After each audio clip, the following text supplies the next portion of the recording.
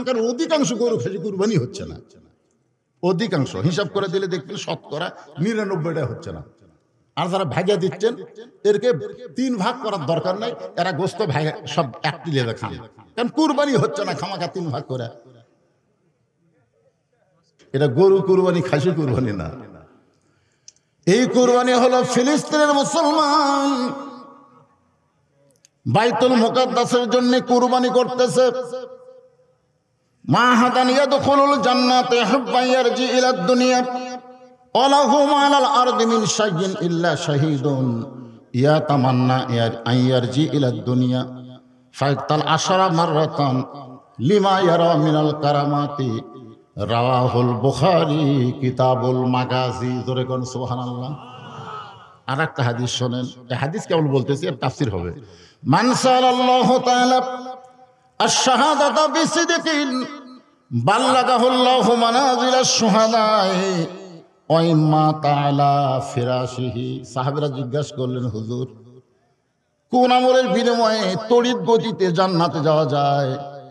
জান্নাতে যাইতে গেলে কোনো হিসাব দেওয়া লাগবে না, বিনা হিসাবে জান্নাতে যাওয়া যাবে। রাসূল বলেন, নামাজ দিয়া, রোজা দিয়া, হজ দিয়া, যাকাত দিয়া, দান দিয়া, সদকা দিয়া তুমি সরাসরি জান্নাতে যাবার পারবা না। কিন্তু বাতিলের বিরুদ্ধে লড়াই করতে গিয়া আল্লাহ রাহে যারা জীবন দেয়, জীবন দেওয়া মাত্র 8টা জান্নাত তাদেরকে বরণ করে না। তাহলে জান্নাতে যাওয়ার সহজ আমল কি? কার বিরুদ্ধে? আল্লাহ রাস্তায় বাতিলের বিরুদ্ধে। বর্তমানে বাংলাদেশে কোনো বাতিল নাই। কোনো বাতিল আছে?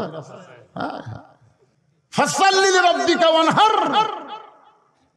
কুরবানি জিনিসটা কি এটা বোঝানোর জন্য 2টা হাদিস বুখারী শরীফ থেকে আমি আপনাদের সামনে তেলাওয়াত করছি। 1 নম্বর হাদিস আনাস রাদিয়াল্লাহু থেকে বর্ণিত। মা হাদান ইয়াদখুলুল জান্নাতা হুব্বান ইয়ারজি ইলাদ দুনিয়া ওয়ালাহুম আলাল আরদি মিন শাইইন ইল্লা শাহীদুন ইয়াতামান্না ইয়ারজি ইলাদ দুনিয়া ফায়ুক্তাল আশরা মাররাতান লিমা ইয়ারা মিনাল কারামাতি রাওয়াহুল বুখারী কিতাবুল মাগাজি। বুখারী শরীফের কিতাবুল মাগাজি অধ্যায় হাদিস খানা 113 নম্বর। আর একটা হলো মান সাল্লাল্লাহু তাআলা আশ-শাহাদাতা বিসিদকিন বাল্লাগাহুল্লাহু মানাজিলাশ শুহাদাই ওয়া ইম্মাতা আলা ফিরাশিহি রাওয়াহুল বুখারী কিতাবুল মাগাজি। বিষয়টা হলো ফাসাল্লি লিরাব্বিকা ওয়ানহার। ওয়ানহার মানে গরু খাসি কুরবানি না। এখনকার অধিকাংশ গরু খাসি কুরবানি হচ্ছে না। অধিকাংশ হিসাব করে দিলে দেখবেন শতকরা ৯৯টা হচ্ছে না। আর যারা ভাগিয়ে দিচ্ছেন এরকে ৩ ভাগ করার দরকার নাই, এরা গোস্ত ভাগে সব এক প্লেটে খান, কারণ কুরবানি হচ্ছে না খামাখা 3 ভাগ করে। আপনি জানেন একটা নামাজি একটা বেনামাজি কিয়ামত পর্যন্ত চেষ্টা করলেও কুরবানি হবে না। এই 6 জন মিলে কুরবানি দেন, তার মধ্যে একটা যদি সুদ করে থাকায় গোটা কুরবানি হারাম হয়ে যাবে, জানেন? আমি সেই কুরবানির কথা বলতেছি না ভাই, সেই কুরবানির কথা বলতেছি। অনেকে গরিব মনে করবি 2টা আমল করলে হাউজে কাউসারে পানি পাওয়া যাবে, তা আমরা নয় নামাজ পড়নো হুজুর, কিন্তু কুরবানি দেওয়ার টাকা তো আমাকে নাই, তাহলে আমরা তো হাউজে কাউসার পাচ্ছি না। তোমার গরু কুরবানি শিনলাড়ের হকা কালু মাদাসার মাঠা শিনলাড়ের হুজুর একটু সামান্য লড়তেছে, এটা হবি? তাই কেন ভাই এখন কোন নামাজের সময়? তাই হচ্ছে আসর, এখন 8 ঘন্টা দেরি আছে। তুই যখন নাচ পড়ছো? না হুজুর ফজরও পড়ি না, জোহরও পড়ি। তো তোর সিং লড়াই কি আর খাড়াই কি? কুরবানি করবার গেলে আগে ফাসাল্লি লিরাব্বিকা, তারপর ওয়ানহার। ইন্না ওয়া নুসুকি কি ইন্না সালাতি ওয়া নুসুকি, আগে নামাজ তারপরে কুরবানি। যেখানে কুরবানির কথা আছে আগে নামাজের কথা আছে। তুই সারা ফজরও পড়িস নি, জোহরও পড়িস নি, তোর সিং লড়াই কি?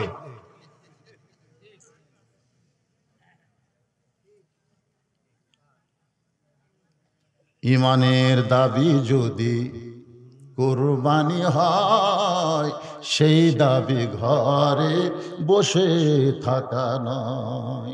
এবারে সবাই কর পারবেন, একটু গুনগুন করেন। ইমানের দাবি যদি কোরবানি হয়, সেই দাবি ঘরে বসে থাকা নয়। ইমানের দাবি হলো কিছু বিনিময়, ইমানের দাবি হলো কিছু বিনিময়, সেই বিনিময় যদি কলিজার ঘাম হয়, সেই ঘাম দিতে যেন তৈরি থাকি। ওগো দয়াময় আমার আল্লাহ দয়াময়। জান্নাত পাওয়ার পরে একদল লোক দুনিয়াতে আসার জন্য ছটফট করবে। জান্নাত পাওয়ার পরে এই দুনিয়াতে আসার জন্য তারা ছটফট করবে। তারা হলো জান্নাতুল ফিরদাউসের লোক। জোরে গান সুবহানাল্লাহ। আল্লাহ বলবেন, ওগো জান্নাতুল ফিরদাউসের মেহমান, তোমরা জান্নাত পাওয়ার পরে দুনিয়াতে আসার জন্য ছটফট কেন করতেছো? ওই জান্নাতীরা বলবে, আল্লাহ আপনি আমাদেরকে জান্নাত কেন দিয়েছেন? আল্লাহ বলবেন, তোমরা আমার রাস্তায় শহীদ হওয়ার কারণে, আল্লাহর দিন গালেব করার জন্য বাতিলের বিরুদ্ধে লড়াই করে শহীদ হওয়ার কারণে আমি আল্লাহ তোমাদেরকে জান্নাতুল ফেরদাউস দিয়েছি। এরপরেও তোমরা দুনিয়াতে কেন আসতে চাও? ওই সমস্ত জান্নাতি লোকেরা বলবে, আল্লাহ প্রথম শহীদ হওয়ার সময় শাহাদতের যে মর্যাদা আমরা নিজের চোখকে দেখতে পেয়েছি, এ কারণে আমাদেরকে জান্নাত ভালো লাগতেছে না, আবার দুনিয়াতে যাবার চাই। ফায়ুক্তাল আশার আমার রতন, কম করে হলো 10 বার বাতিলের বিরুদ্ধে লড়াই করে আমরা জীবন দিব। বাতিলের বিরুদ্ধে লড়াই করার, কুরবানি দেওয়ার মধ্যে যে মজা আছে, তোমার জান্নাতের ভিতরে সেই মজা না।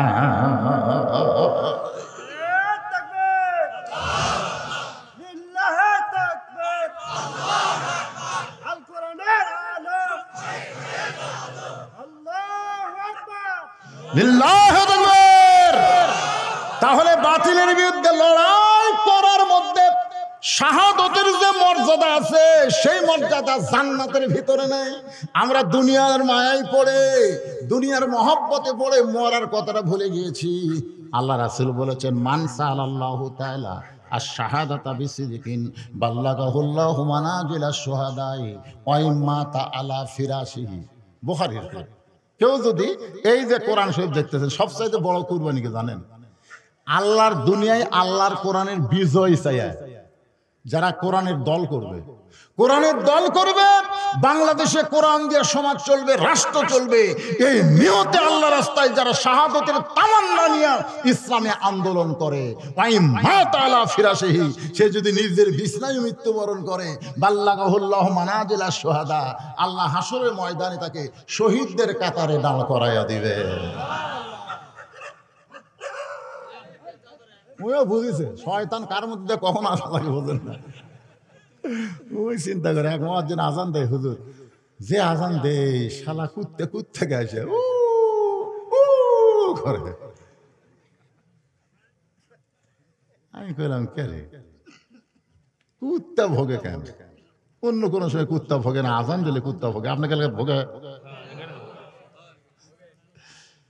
এতক্ষণ আওয়াজ হচ্ছে, ওর পাত্তা আছে, কেবল কুরবানির উপর স্টার্ট মারছি, তুমি দেখতেছে না না না এই কুরবানি হওয়া যাবে না, বাঁচা থাকা লাগবে। মাসেন মাইকেল জ্যাকসন বাঁচার জন্য 10টা ডাক্তার সেট করছিল, 150 বছর বাঁচছি।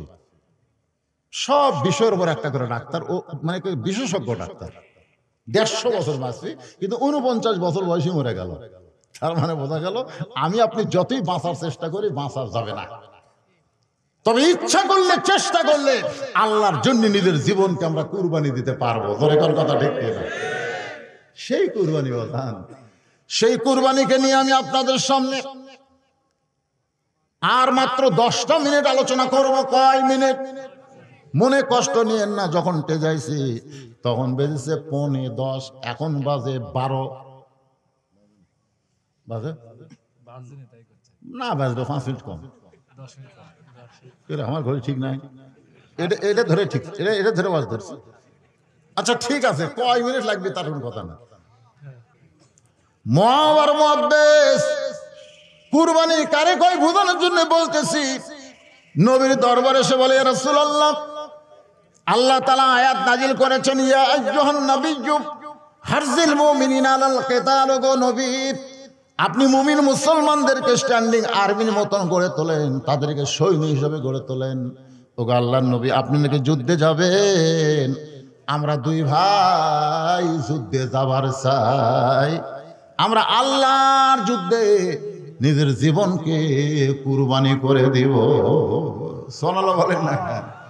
রাসূল বললেন খালি যুদ্ধে যাবার চাইলে হবে না, যুদ্ধে যাবার গেলে মাফে হওয়া লাগবে। মাফে ধরে কোন কি? খালি আর্মি হওয়ার চাইলে হবে না, আর্মি হতে গেলে মাফের দরকার আছে না নাই? এ দরকার আছে না নাই? পুলিশ হবার চাইলে হবে না, পুলিশ হবার গেলে মাফে হওয়া লাগবে। আল্লাহর সৈন্য হবার গেলে, জিহাদের ময়দানে গেলে তোমাদের মাফ হওয়া লাগবে। মুয়াজ বলতেছে, রাসূলুল্লাহ মাফ হতে গেলে কয় ফুট হওয়া লাগবে? আল্লাহ রাসূল বললেন কমপক্ষে 5 ফুট হওয়া লাগবে। বলে হুজুর আমি 5 ফুট লম্বা হব। আপনি মাপ দিয়ে দেখেন, আমি লম্বায় 5 ফুট হয়ে গেছি। আল্লাহ রাসূল বলে বেলাল রে, মাপের কাঠিটা নিয়ে আসো। মাপের কাঠি যখন নিয়ে আসা হলো, ওই কাঠির কাছে মুয়াজকে রাসূল দাঁড়াবার বললেন। মুয়াজ দাঁড়াইছে। রাসূল দেখে মুয়াজ বুড়া আঙ্গুলে ভর দিয়া পাটা খাড়া করে মাপের সঙ্গে মাথা লাগাইয়া দিছে। আল্লাহ রাসূল বলে মুয়াজ 5 ফুট লম্বা হওয়া লাগবে, তুমি বুড়া আঙ্গুলে ভর দিয়া পাটা খাড়া করছো কেন? আল্লাহ রাসূল মুয়াজ বলতেছে ওরা ফাইনাল একা জিকরা জোরে কোন সুবহানাল্লাহ। আল্লাহ তাআলা আপনাকে সবার চাইতে উত্তম উচিত জায়গা দিয়েছে। ওগো নবী, আপনি মাথার দিকে দেখেন, আপনার পায়ের আমার পায়ের দিকে যদি দেখেন আমি কিন্তু কুরবানি হতে পারবো না। সুবহানাল্লাহ। আপনি কোন দিকে দেখেন? মাথার দিকে দেখেন, আমার পায়ের দিকে দেখবেন না। ইয়ানজুরু বিনুরিল্লাহ, আল্লাহ নবী নূরের নজর করে দেখে মুয়াজের কুরবানি কি আল্লাহ কবুল করেছে। ওরা আইছে দুই ভাই, ধরে কোন কয় ভাই? মুয়াজ আর মুআব্বিস। এখন মুআব্বিস বলে হুজুর আমিও জিহাদের ময়দানে যাব। মুয়াজ বলতেছে ও আমার চাইতে ছোট, কমপক্ষে আমার চাইতে আধ হাত খাটো। আল্লাহ রাসূল বলে তুমি তো মাফে হও না, তোমার ভাইয়ের যে অবস্থা, তুমি তো মাফে হইবা না, তুমি জিহাদের ময়দানে কেমনে যাবা? মুআব্বিস বলে হুজুর আমার ভাই লম্বা হবার পারে, কিন্তু আমার চাইতে শক্তিতে কম। আপনি যদি বিশ্বাস না করেন দুই ভাইকে কুস্তি লাগাইয়া দেন, দুই ভাইকে কুস্তি লাগাইয়া দেন। মুয়াজ বলতেছে রাসূলুল্লাহ ও জীবন আমার সঙ্গে পারবে না, মিথ্যা বলতেছে। আল্লাহ রাসূল বলতেছে দেখি দুই ভাই কুস্তি লাগো। এবার দুই ভাই কুস্তি লাগছে, পাড়াপাড়ি লাগছে। মুআব্বিস বলতেছে কেরে মুয়াজ, তুই তো মাফে হয়ে গেছি ভাই, তুই তো এমনি জিহাদের ময়দানে যাওয়ার চান্স পাইলি, আমার একটু চান্স করে দে, আমার একটু চান্স করে দে, ইচ্ছা মতো তুই দুর্বল হয়ে আমার নিচে পড়। মুয়াজ বলতেছে আমি ইচ্ছা করে দুর্বল হয়ে তোর নিচে পড়তে পারবো না, কারণ জিহাদের ময়দানে যাওয়ার তোর বয়স হয় নাই। মুআব্বিস বলে মুয়াজ রে, আল্লাহ নবীকে ডান দিক থেকে কেউ যদি একটা তীর মারে, তুই না হয় ডান দিকে দাঁড়াইলি, কিন্তু বাম দিক থেকে কেউ যদি তরবারে মারে, বলো ভাই বাম দিকে নবীর কে দাঁড়াবে? নবীর সামনে থেকে যখন পাথর আসবে তুই না হয় সামনে যাবি, পিছন দিক থেকে যখন বর্ষা মারবে তখন পিছন দিকে কে দাঁড়াবে? তুই ডানে থাকবে আমি বামে থাকবো, তুই সামনে নবীর থাকবে আমি পিছনে থাকবো, আমাদের জীবন থাকবে আর কাফেরের নবীর গায়ে তীর মারবে। আমি জীবিত থাকতে এটা কেমনে হবে? তুই একটু দুর্বল হ, আমার বুকের উপর উঠায় দে।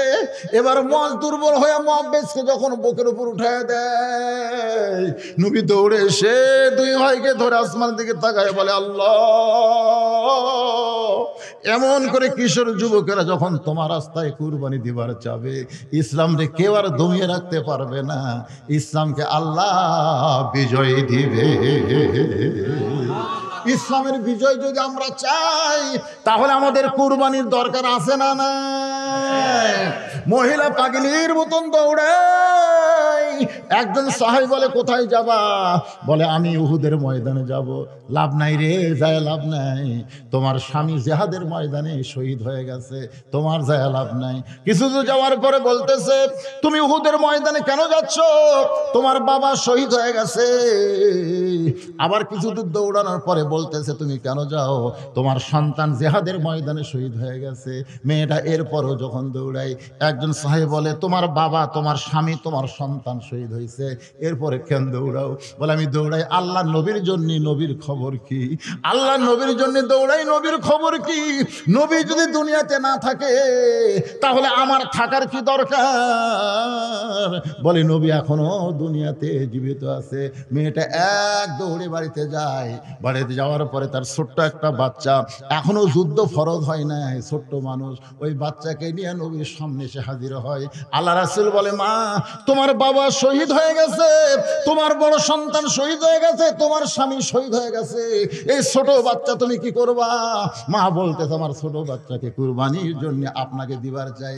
রাসূল বলে তোমার বাচ্চা সামলাবো না জিহাদের ময়দানে যুদ্ধ করব? মা কান্দের বলে হুজুর আমার বাচ্চা সামলানোর জন্য আপনাকে দিচ্ছি না, আবার যখন জিহাদের ময়দানে যাবেন কাফেররা যখন আপনাকে তীর মারবে আমার বাচ্চাকে সেই দিকে ধরবেন, আমার বাচ্চা আগে শহীদ হবে তারপরে তীর আপনার গায়ে লাগবে। রাসূল সঙ্গে সঙ্গে আসমানের দিকে তাকায় বলেন আল্লাহ, মুসলমান এইভাবে যখন নিজকে কুরবানি দিবে তখন শুধু সৌদি আরব মক্কা মদিনা না, একদিন গোটা পৃথিবী আল্লাহ মুসলমানের পায়ের তলে দিবে। আজকে দেখেন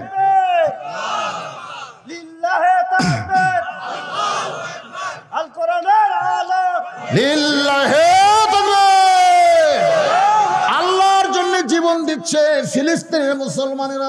একটু মনোযোগ দিয়ে শোনেন, প্রতিদিন ইউটিউব খোলেন দেখেন আজকে বাংলাদেশে কতগুলো বিতর্কিত লোক তারা হামাসকে জঙ্গি বলতেছে, জোরে কোন ঠিক কিনা? ওরা আবার সাধারণ মানুষ না, ওরা হলো হামাকের মতন মৌলানা। ভাই রে, সব বক্তার ওয়াজ শুনবেন না। কত বক্তা আছে ইসলামী আন্দোলনের বিরুদ্ধে কথা বলে। হামাসরা হলো মুসলমানের মধ্যে এক নম্বর মুসলমান, বিশ্বাস করেন। ওই হামাসের ভিতর থেকেই একদিন ইমাম মেহেদী আলাইহিস সালাম দুনিয়াতে আসবে। ওই হামাসের ভিতর দিয়া ঈসা আলাইহিস সালামকে আল্লাহ দুনিয়াতে প্রেরণ করবে। আজকে খবর কি দেখেন, ইসরায়েলের 12,000 সৈন্য পঙ্গু হয়ে গেছে। দরকার কি হয়ে গেছে? পঙ্গু হয়ে গেছে। একজন মা তার 2টা সন্তানকে জিহাদের ময়দানে পাঠাইছে, একটা হলো 8 বছর আর একটা হলো 9 বছর। 2টা বাচ্চাকে বলেছে বাবা মুসলমানের কোনো অস্ত্র নাই, মুসলমানের সবচাইতে বড় অস্ত্র হলো তার ঈমান।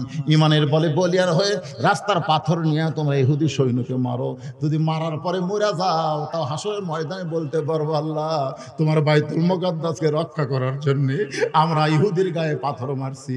এই একটা কথা বললেই আল্লাহ তোমাদেরকে জান্নাতের সর্বোচ্চ মাকাম দান করবে। মায়ের কথা মতো শিশু 2টা বাচ্চা 2টা পাথর নিয়ে ইসরায়েলের ইহুদি সৈন্যদের দিকে লক্ষ্য করে মারছে, সঙ্গে সঙ্গে গুলি করছে। এক বাচ্চা সঙ্গে সঙ্গে শহীদ হয়ে গেছে, আর এক বাচ্চার দেহ থেকে একটা হাত উড়ে গেছে। 2টা বাচ্চাকে হাসপাতালে নিয়ে গেল, একটা বাচ্চা দুনিয়া থেকে বিদায় নিয়েছে, আর একটা বাচ্চা আহত অবস্থায় তার চিকিৎসা চলতেছে। এমন সময় মা হাসপাতালে গিয়ে যেই বাচ্চা দুনিয়া থেকে বিদায় নিয়েছে তার কপালে একটা চুমু দিয়া মুচকি মুচকি হাসতেছে আর বলতেছে আলহামদুলিল্লাহ আলহামদুলিল্লাহ। আর যেইটা এখনো দুনিয়াতে আছে তার কপালে একটা চুমু দিয়া চোখের পানি বের করে বলতেছে ইন্না লিল্লাহ ইন্না লিল্লাহ। তখন সাংবাদিক বলতেছে মা আপনি কি পাগল হয়ে গেছেন মা? যেই বাচ্চা শহীদ হয়ে গেল সেখানে আপনি ইন্না লিল্লাহ না বলে যে আহত অবস্থায় আছে সেখানে আপনি ইন্না লিল্লাহ বললেন, আর যাই শহীদ হয়ে গেল সেখানে আপনি আলহামদুলিল্লাহ আল্লাহর শুকরিয়া আদায় করলেন। তখন মা বলে রে সাংবাদিক, তোমরা কি আল্লাহর কোরআন পড়ো না? আল্লাহর কোরআন পড়ে দেখো, আল্লাহ রাস্তায় যারা জীবন দেয় তাদের এই ব্যাপারে ইন্না লিল্লাহ পড়া যাবে না, কারণ তারা মরেই নাই, তারা হলো জীবিত। ওয়ালা তাকুলু লিমান ইউকতালু ফি সাবিলিল্লাহি আমওয়াতুন বাল আহইয়াউ ওয়ালাকিন লা তাশউরুন। এখন বলেন ফিলিস্তিনে যে মুসলমান আল্লাহ রাস্তায় জীবন দিল এরা কি মরছে? জোরখান এরা কি মরছে? মরা তো লাগবে রে ভাই। আপনি 7 তলা 8 তলা 20 তলা প্রসাদে যেখানে আপনি যেভাবে থাকেন মৃত্যু হবে।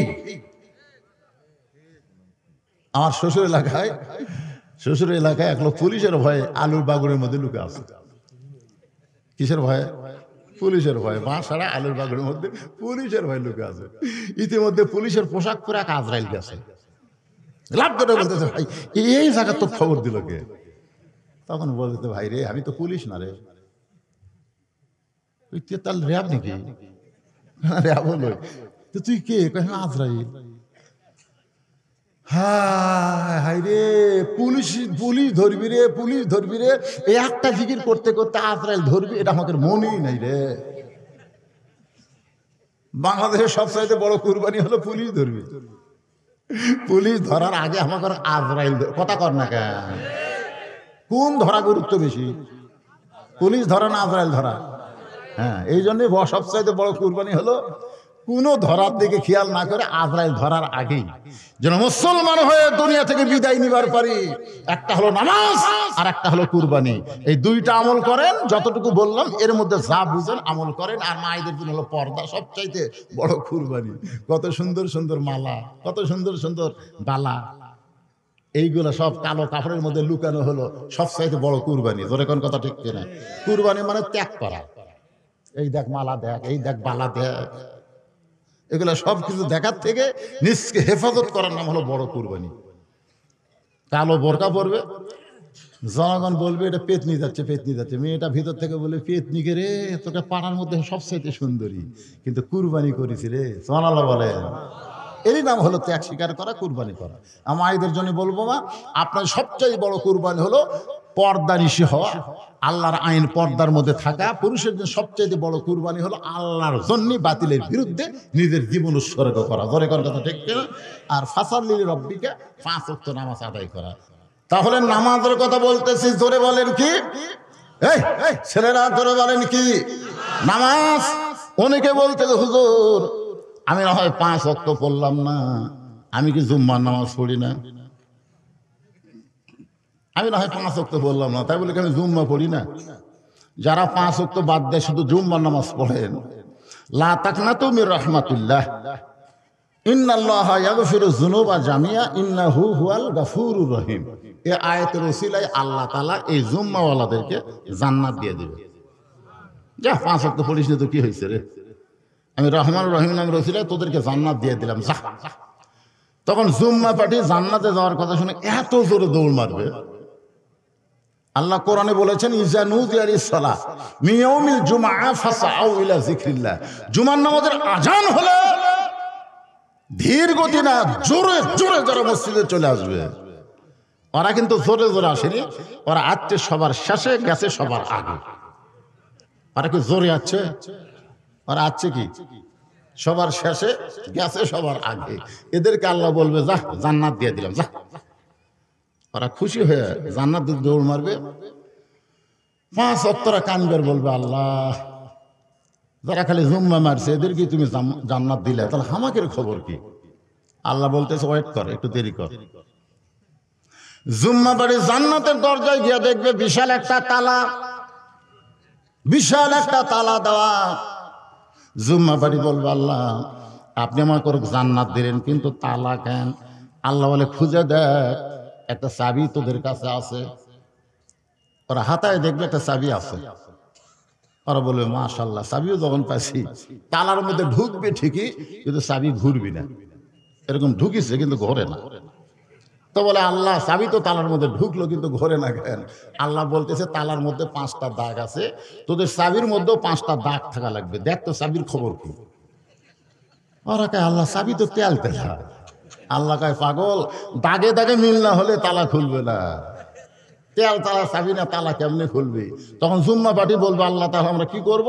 আল্লাহ বলে জান্নাত দেখে ফেরত হয়। যারা 5 ওয়াক্ত বাদ দিয়ে খালি জুম্মা মারতেছেন তারা জান্নাত দেখতে পারবেন, কিন্তু ঢুকতে পারবেন না। এখন কারা কারা জুম্মা মারতেছেন তারা এই জিনিসটা খেয়াল করবেন। আসসালাতু মিফতাহুল জান্নাত, নামাজ হচ্ছে বেহেশতের চাবি। মৃত্যুর পরে সর্বপ্রথম প্রত্যেকটা বান্দা বান্দিকে ওই নামাজ সম্পর্কে প্রশ্ন করা হবে। আল্লাহ রাসূল বলেছেন তুমি যখন কবরে যাবা, কবরে যাওয়ার পরে 1 নম্বর প্রশ্ন করা হবে মান রব্বুকা, তোমার রবকে। করা হবে কি হবে না? যেই বলবে মান রব্বুকা, তোমার রবকে, তখন নামাজ খাড়া হবে। নামাজ খাড়া হয়ে বলবে এই মন কেনে রে, কাক রব সম্পর্কে প্রশ্ন করতেছিস? কেবল এসে ঘুম দিছে, কবরের মধ্যে কেবল এসে আল্লাহর বান্দা ঘুম আছে আর ডাকতেছিস, তার মানে এই বল কত ওয়াক্ত নামাজ পড়ছে, এই বান্দা কত ওয়াক্ত নামাজ পড়ছে বল। মুনকির নাকির কয় আমরা তো জানি না। এই জানিস না কেন? কয় রাকাত নামাজ পড়ছে সারা জীবনে সেটা কর, সেটা তো আমরা জানি না। ও তোরা কয় ওয়াক্ত নামাজ কয় রাকাত নামাজ পড়ছে সেটা জানিস না, আর মান রব্বুকা প্রশ্ন করতেছিস। এই বান্দার যেটা ঘুম পাড়তেছে, এই মসজিদের মধ্যে গিয়ে নিয়ত করার পরেই বলছে আলহামদুলিল্লাহি রাব্বিল আলামিন, রুকুতে যায় বলছে সুবহান রাব্বিয়াল আযীম, সিজদাত গিয়ে বলছে সুবহান রাব্বিয়াল আলা। কিন্তু দুনিয়াতে এতবার রব রব রব করে জিকির করে আসে, আবার কবরে ঢুকাই রব। তখন মুনকির নাকির বলবে আল্লাহ তোমার বান্দাকে মান রব্বুকা প্রশ্ন করার কারণে নামাজ যে খেপা খেয়েছে, এখন আমরা কি করি? আল্লাহ বলে যে নামাজ নিয়ে কবরে আছে, ওর 1 নম্বর প্রশ্নের উত্তর হয়ে গেছে। সুবহানাল্লাহ কন না কেন? তাহলে নামাজ নিয়ে যদি কবরে যাবার পারে মান রব্বুকা প্রশ্নের উত্তর হয়ে যাবে, আর মান রব্বুকা প্রশ্নের উত্তর যদি হয়ে যায়, বাকি 2টা প্রশ্নের উত্তর আল্লাহ তার জন্য সহজ করে দিবে। এখন আপনারা বলে সেই নামাজ আমাদের দরকার আছে না নাই? কিছু সময়ের জন্য আমি বলতেছি পুরুষ মানুষের জন্য নামাজ 1 নম্বর, কিন্তু পর্দার অন্তরালে আমার যে মায়েরা বসে আছেন তাদের জন্য কিন্তু 1 নম্বর নামাজ না। নারীদের জন্য 1 নম্বর হলো পর্দা। জোরে কোন 1 নম্বর কি? পুরুষের জন্য সবাই জবান খুলে বলেন, পুরুষের জন্য 1 নম্বর, নারীদের জন্য 1 নম্বর হলো পর্দা। পর্দা যদি না থাকে নারীদের একটা ইবাদত আল্লাহ কবুল করবে না। পর্দা জিনিসটা আমার মায়েদের জন্য খেয়াল করা লাগবে।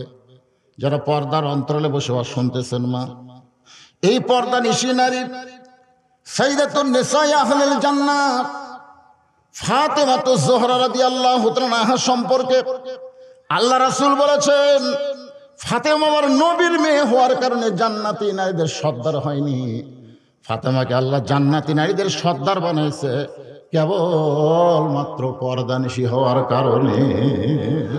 সুবহানাল্লাহ। আমার মায়েদের জন্য পর্দার উপরে কিছু কথা বলবো, না বললে আমার মায়েরা যে হারে চলতেছে, ঠিক কিনা বলেন? আগে আমরা ছোটবেলায় একটা গান শুনতাম, এখন তার সে গান নাই। কি বলবো প্রসবের কথা, মা বিনে সেই ব্যথা কেউ তো বুঝবে না, মাজন ঠেকিয়া সন্তানের দায় অকালে মা মারা যায়, কেন সে মায়ের ভক্তি করবানা, এমন দরদি ভাবে কেউ হবে না আমার মা, মা গো। এই গান একদিন আমি গাচ্ছি আত্রায়, নগর আত্রায়। সাইড থেকে এক লোক বলতে, হুজুর একটা ভ্যানওয়ালার বউ এখন আর কষ্ট করে বাচ্চা লেয় না, সিজার করে, আপনাকে এই গান আর চলবি না। এখন কি করে আপনারা বলেন তো, সিজার খালি মেয়ে ডাক্তার করে না মরদ ডাক্তার করে? কথা কর না কে?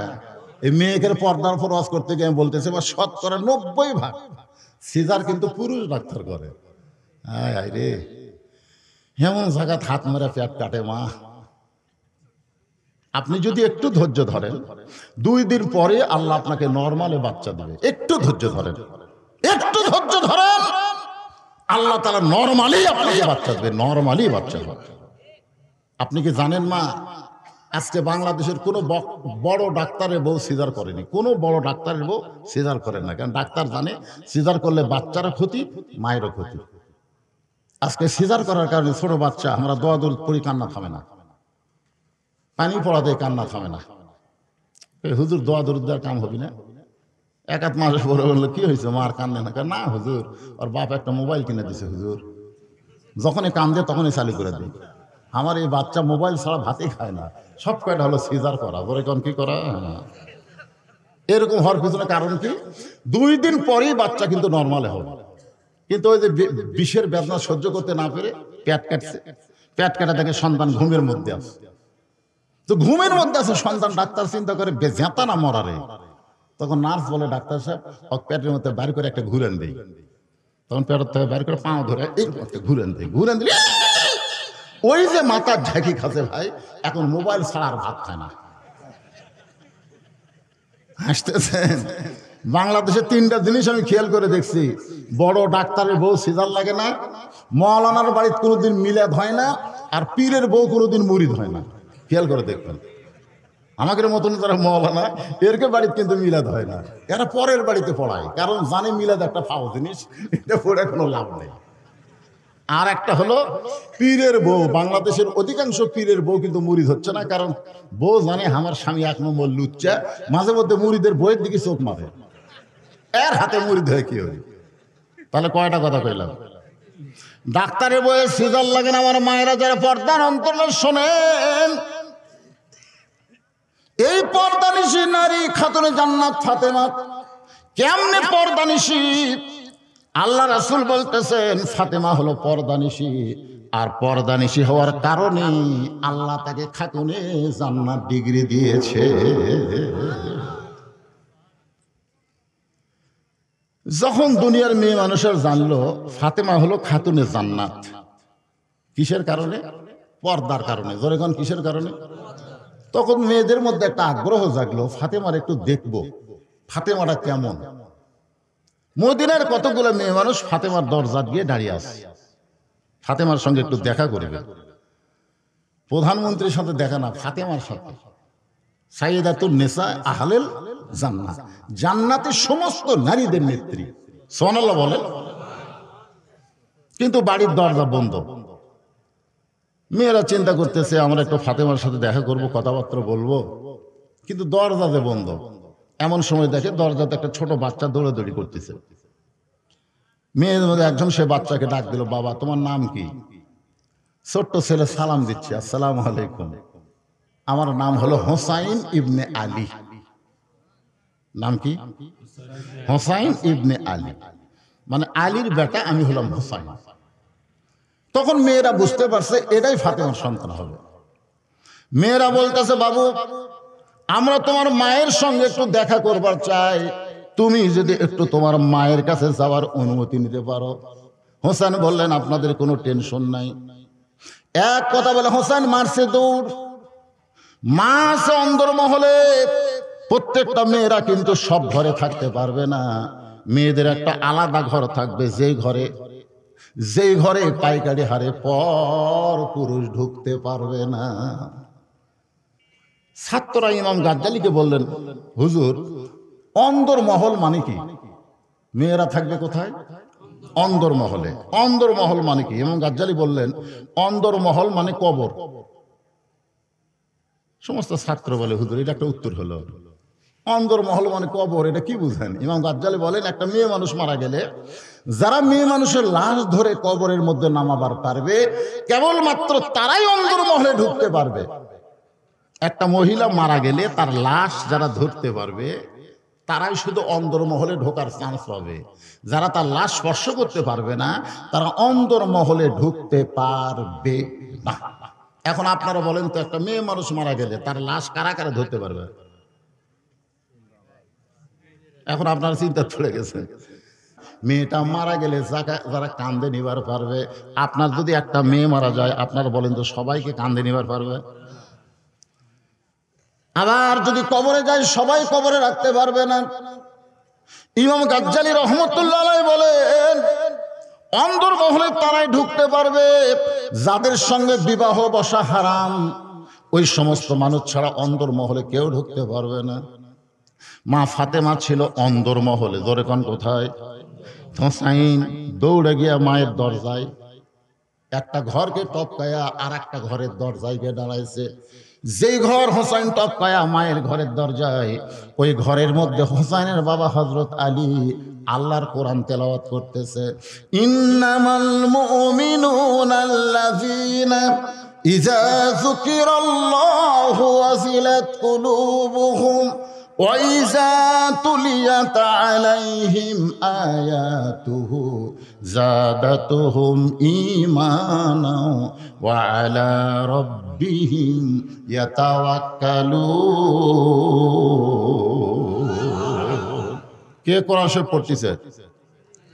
একটু খেয়াল থাকবেন কে পড়তেছে? হযরত আলী কোরআন শরীফ তেলাওয়াত করতেছে। এমন সময় হুসাইন গিয়া মায়ের দরজায় কোরআন শরীফ পড়তে পড়তে হযরত আলী তাকায় হুসাইনের দিকে, বলতেছে এই বেটা থাম থাম থাম। দেখেন কোরআন শরীফ পড়তেছে, পড়তে পড়তে তার মানে কি বোঝা গেল, আপনি যতই নামাজ পড়েন, যতই ইবাদত করেন, আপনার ছেলে মেয়ের দিকে একটু খেয়াল করার দরকার আছে না নাই? যখন আছে না নাই? আমরা কতগুলো আছি সামনে কাতারে নামাজ পড়ি, আর সালাতু খায়রুম মিনান নাম শোনার পরে ওরে বুড়ে ল্যাপ তো সব লাগতে পারে, ঠান্ডা পানি দৌড় করে মসজিদের দিকে চলে গেছে। সামনে কাতারে নামাজ পড়া সালাম ফিরেছে, ফেরেশতাকে আল্লাহ এই মুরব্বী এত কষ্ট করে ফজরের নামাজ মসজিদে পড়লো, এর রেজাল্ট কি? আল্লাহ বলতেছে জাহান্নামে। ফেরেশতাকে আল্লাহ এত কষ্ট করে নামাজ পড়লো, তাও জাহান্নামে যাবে? আল্লাহ বলতেছে কু আনফুসাকুম ওয়া আহলিকুম নার। জাহান্নামের আগুন থেকে বাঁচতে গেলে বুড়ে তুই একলা বাঁচলে হবে না, তোর বেটা করে গিয়ে বাঁচা লাগবে। জোরে কর কথা, ঠিক না?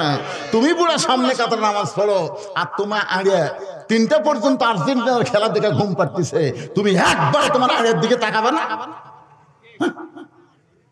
3টা পর্যন্ত আর্জেন্টিনার খেলা দেখছে, মেসি কিভাবে গোল করে, কিভাবে কাটে, উনি সব জানে। আর মুয়াজ্জিন যখন ফজরে আসসালাতু খায়রুম মিনান নাওম কয়, ওই আর তখন চেতন নাই। কি মনে করতেছেন? আপনার ছেলে যদি ঘুম পাড়ে, আপনার উচিত হলো মসজিদে আগে যাওয়া না, আগে একামত দেওয়া। আকামত বোঝেন? ওই মুয়াজ্জিনের আকামত না, আপনার কি? হযরত আলী নিজের সন্তানের দিকে তাকায় বলে, হোসাইন থাম থাম। হোসাইন কেবল মায়ের দরজা ঠেলা মারবে, আর বাপ কাছে থাম, সঙ্গে সঙ্গে ব্রেক। আলী বলতে, হোসাইন এই বাইরে খেলাধুলা করতেছিলি, সেই খেলাধুলা বন্ধ করে দিয়ে মায়ের ঘরের দরজা কেন? হোসেন বলতেছে, আব্বু কতগুলো মেয়ে মানুষ আইছে আমার মায়ের সঙ্গে দেখা করবে, তা আমার মা মেয়েদের সঙ্গে দেখা করবে কিনা এইটা জানার জন্য আমি দরজা পাইছি, আমি দরজা খুলে মার কাছে একটু জানতে চাই। আলী রাদিয়াল্লাহু বললেন, তোমার বয়স কত? তোমার বয়স কত? হোসেন বলতেছে, আমার বয়স তো আমি জানি না।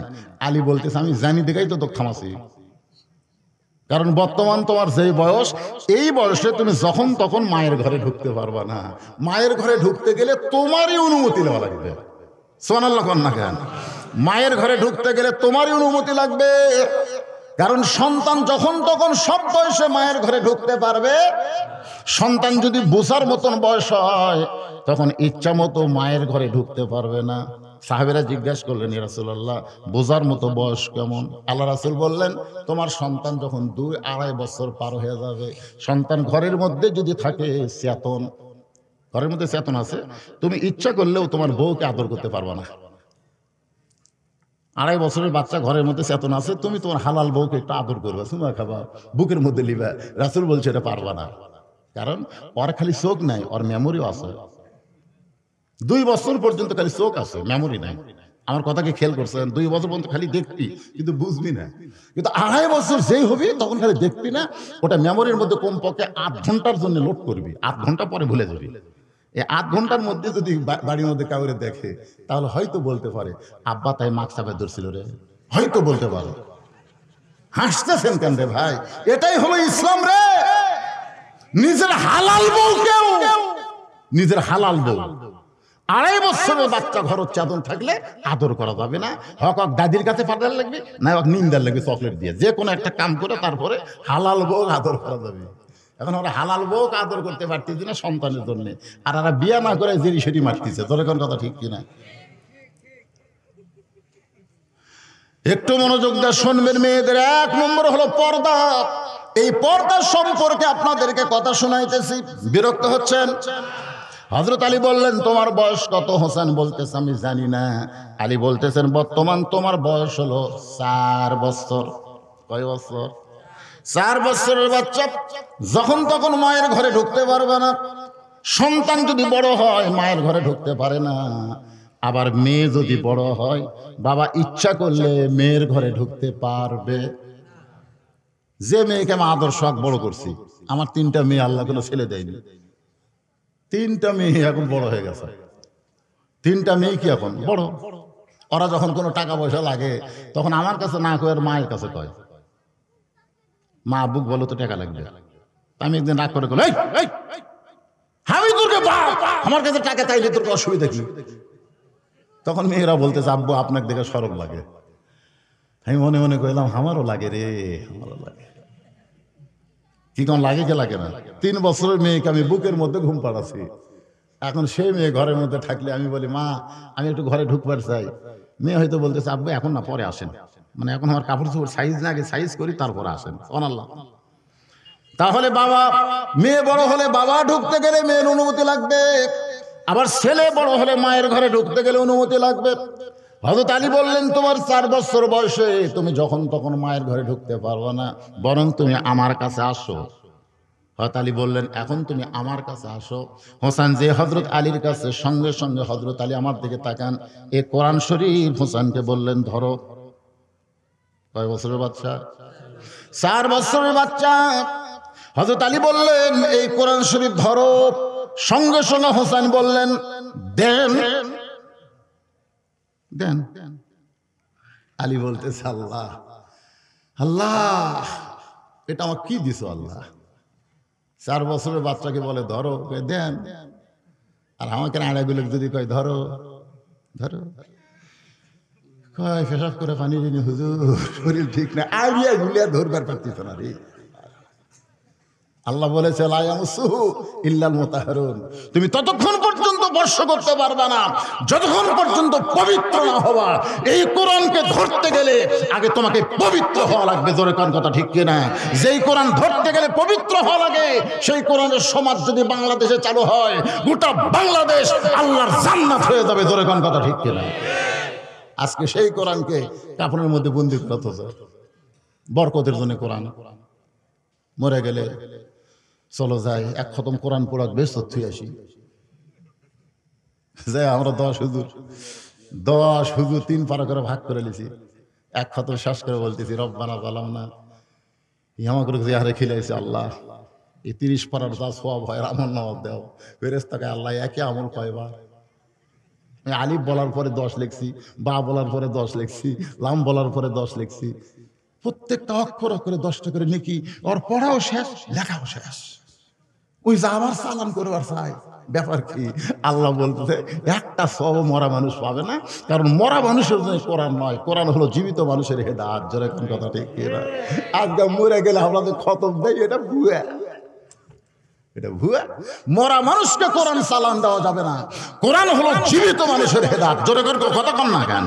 হুদাল্লিল মুত্তাকিন। কুরবানি হলো আল্লাহর জন্য বাতিলের বিরুদ্ধে নিজের জীবন উৎসর্গ করা। জোরে কোন কথা ঠিক কিনা? আর ফাসাল্লি লিরাব্বিকা, 5 ওয়াক্ত নামাজ আদায় করা। আল্লাহ পাক আমাদের সকলকে তৌফিক দান করুক। সকলে বলে আল্লাহুম্মা আমিন। ইস্তিগফার ফর আস্তাগফিরুল্লাহ রব্বি মিন কুল্লি জামবি ওয়া তুবু ইলাইহি, আস্তাগফিরুল্লাহ রব্বি মিন কুল্লি জামবি ওয়া তুবু ইলাইহি, লা হাওলা ওয়ালা কুওয়াতা ইল্লা বিল্লাহিল আলিয়্যিল আযীম। বিসমিল্লাহির রহমানির রহিম। কুল হু আল্লাহু আহাদ, আল্লাহুস সামাদ, লাম ইয়ালিদ ওয়া লাম ইউলাদ ওয়া লাম ইয়াকুল লাহু কুফুয়ান আহাদ। বিসমিল্লাহির রহমানির রহিম। কুল হু আল্লাহু আহাদ, আল্লাহুস সামাদ, লাম ইয়ালিদ ওয়া লাম ইউলাদ ওয়া লাম ইয়াকুল লাহু কুফুয়ান আহাদ। বিসমিল্লাহির রহমানির রহিম।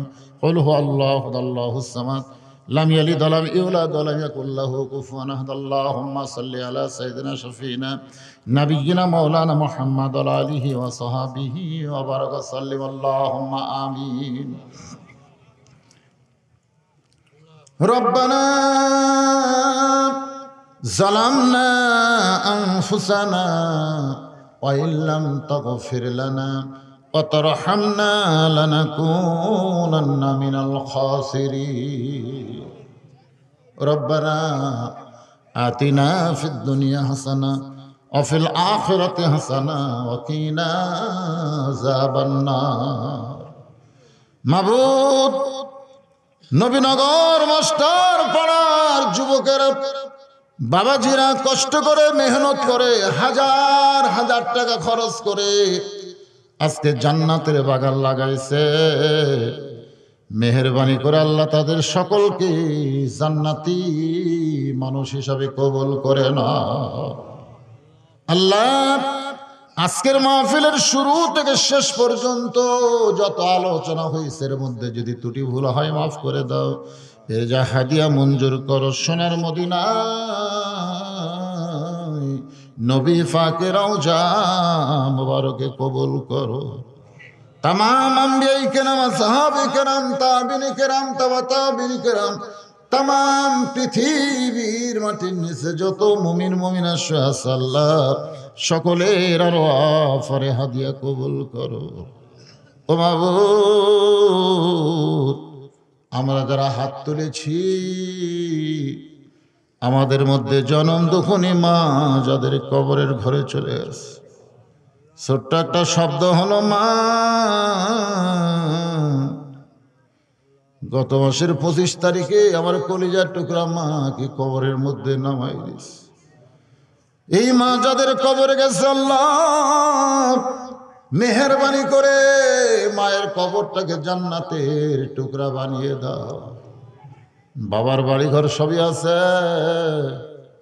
আমি সহ আমরা যারা বাবা হারা এতিম হয়ে গেছি আল্লাহ মেহেরবানি করে আমার এক ভাই বলতেছে 8ই জানুয়ারি আমার বাবা চলে গেছে। আল্লাহ যাদের বাবা কবরে আজকে গভীর রাত্রে তোমার দরবারে কান্দি, বাবার কবরটাকে জান্নাতের টুকরা বানিয়ে দাও। আমাদের দাদা দাদি নানা নানি আত্মীয় স্বজন শ্বশুর শাশুড়ি যাদের কবরে গেছে আল্লাহ কবরবাসীদের মাফ করে দাও। অনেকে দোয়া চেয়েছে আল্লাহ এই নবীনগর মাস্টার পড়ার যারা কবরে চলে গেছে আল্লাহ তাদের কবরকে রিয়াজুল জান্নাহ বানিয়ে দাও। আয় আল্লাহ তাআলা আমাদের মধ্যে যারা অসুস্থ অবস্থায় আছে অনেকে দোয়া চেয়েছে আল্লাহ সবাইকে সুস্থতার নিয়ামত দান করে দাও। আল্লাহ মাহফিল করতে গিয়া প্রশাসনিক ভাবে যারা সহযোগিতা করলো, আজকের মাহফিলের সম্মানিত প্রধান অতিথি সম্মানিত প্রধান মেহমান সহ আল্লাহ সভাপতি সহ সভাপতি সেক্রেটারি কেশিয়ার মাহফিল কমিটি সহ সকলকে আল্লাহ তুমি কবুল করো। পর্দার অন্তরালের মা বোনেরা আবিদা সালেহা পর্দানজি কবুল করে মা ফাতেমার চরিত্র দান করে দাও। আল্লাহ যুবকগুলোকে 5 ওয়াক্ত নামাজি কবুল করে না। ও মাবুদ, মুরব্বীদের কবুল করো, কচি কাঁচাদের কবুল করো, আলেম ওলামাদের কবুল করো। যার 2টা হাত পছন্দ করো সেই 2টা হাতে ওসিলায় আজকের গোটাল মাহফিলকে আল্লাহ তুমি কবুল করো। ফিলিস্তিন মুসলমানকে আল্লাহ তুমি হেফাজত করো। আল্লাহ আল্লাহ বাইতুল্লাহ রক্ষা করার জন্য আল্লাহ হেফাজতের জন্য তুমি আবাবিল পাখি পাঠাইছিলে আল্লাহ, আবার আবাসকে ধ্বংস করে দিয়েছে আল্লাহ। আজকে যারা বাইতুল মুকাদ্দাসকে নষ্ট করতে চায় ইহুদির বাচ্চাদেরকে তুমি দুনিয়া থেকে ধ্বংস করে দাও। তাব্বাত ইয়াদা আবি লাহাব ওয়া তাব্বা, তুমি তো ধ্বংসের কথা বলেছো আল্লাহ, আমরা তোমার কাছে সেই ধ্বংস কামনা করি আল্লাহ। গোটা পৃথিবীর মানচিত্র থেকে ইহুদিদেরকে ধ্বংস করে দাও আল্লাহ। আল্লাহ আর বাংলাদেশের প্রতি খাস রহমত নাজিল করো আল্লাহ, বাংলাদেশের প্রতি রহমত নাজিল করো। যে কোরআন শুনলাম কোরআন মোতাবেক যেন চলতে পারি এমন পরিবেশ, এমন সমাজ, এমন একটা রাষ্ট্র বাংলার মুসলমানকে দেখার তৌফিক দিয়ে দাও আল্লাহ। আমি গুনাহগার বলে দোয়া ফিরাই দিও না আল্লাহ। আজকের মাহফিলকে কবুল করো। যেদিন আমাদের মৃত্যু হবে দিনটা যেন জুমার দিন হয়, যে মাসে মৃত্যু হবে মাসটা যেন রমজান মাস হয়, অথবা শাহাদতের ময়দানে হকের পক্ষে লড়াই করতে গিয়ে শাহাদতের পিয়ালা পান করে জীবনকে যেন কুরবানি করতে পারে আল্লাহ তুমি তৌফিক দিও। মরণকালে আমাদের জবানে তুমি জারি করে দিও লা ইলাহা ইল্লাল্লাহু মুহাম্মাদুর রাসূলুল্লাহ সাল্লাল্লাহু আলাইহি ওয়াসাল্লাম। আসসালামু আলাইকুম।